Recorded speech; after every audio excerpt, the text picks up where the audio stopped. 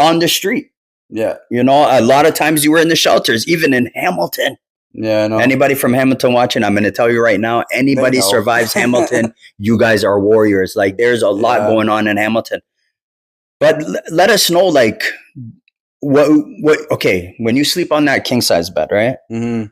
You do think about where you slept before, right? Oh, Give us a little bit of like where this environment was, brother. Well, like when I think about that, like in contrast, and I've said to Gab as well before, like, it's so crazy to think, like, you know, like when you spend time in jail, right? Like all the things that are stripped away from you, and that like you would choose that lifestyle of drugs and you know, theft and crime and all these things, and then now you have like the complete opposite of that. Like it doesn't slip past me. Like I definitely remember all those things for sure. Like it was some pretty tough times. Like when we were speaking before in the restaurant earlier, I was like saying about how, you know, I ended up on the streets of Hamilton and how rough it can be out there. And like, you know, when you're 23, living in that kind of situation, like it's really difficult to try to have the wherewithal to pull yourself out. Like it's like almost like I was too much of a free spirit and I was just kind of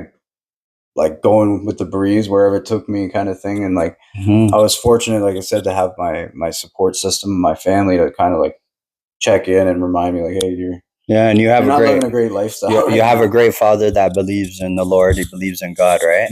And that's where you were raised in. Yeah.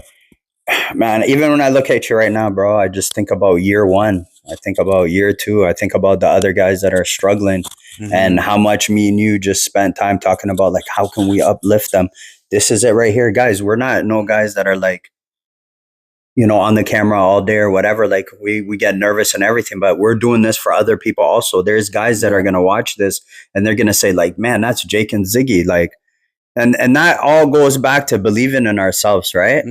Before we turned this camera on, I was nervous, brother, but that's part of it. And then you continue to grow.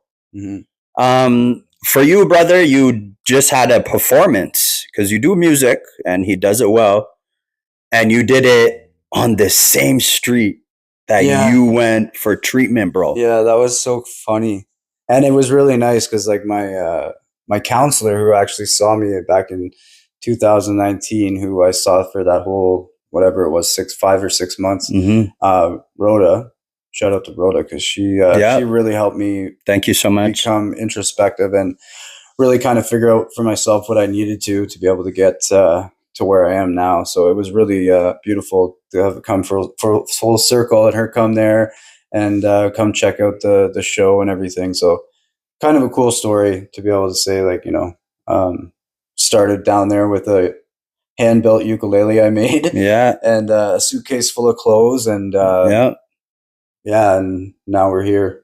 And you know what's so interesting about that performance, bro? You guys got to understand this is like what, the square of the market, right? Yeah, Byward Market Square. It's a place where there's a lot of traffic, but also in the corner of your eye and in front of you, you'd see a guy that's homeless, a guy that's fighting addiction. For sure, yeah. And like, bro, powerful place to be. I swear I left your performance motivated. I was like, I even asked him, hey, can you send me a video about how to sing? Yo, I wanted to be a singer. And I was actually with a man there that also suffers. And I was telling him about your story, right? So all in all, brother, like, maybe you didn't see it, you feel it, right? But like, it's always good for someone else to tell you, brother, like, you made it, you know, like, you're still, you know, it's only 5 years, even though that's still a long time. Yeah. But let's get into the details about that also. So you being 5 years clean, there's such things as like using dreams. Oh, yeah. What is a using dream, if you can explain? Oh, yeah. It's basically like your mind.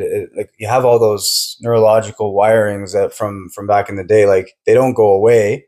They're still there, but I think it's your some type of memory and remission of some type. When you're dreaming, you have these images of buying, finding, using drugs like you used to have, which is very strange. And there was like many a time, not so much anymore. I have the odd one, like, you know, very rarely now.